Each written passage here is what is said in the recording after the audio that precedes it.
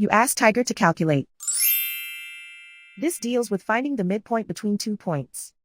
The midpoint between the 2 points is -9, 21.5.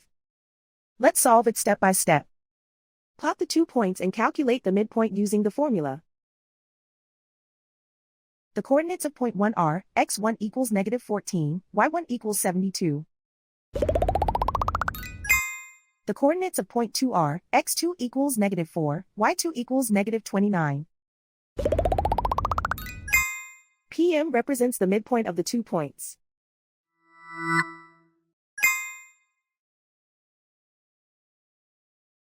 Use the x values in the midpoint formula to find the midpoints x. x1 equals -14. x2 equals -4. Simplify the arithmetic.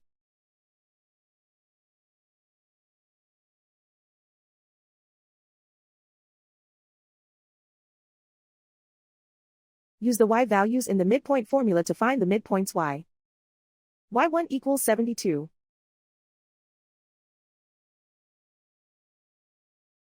y2 equals -29. Simplify the arithmetic.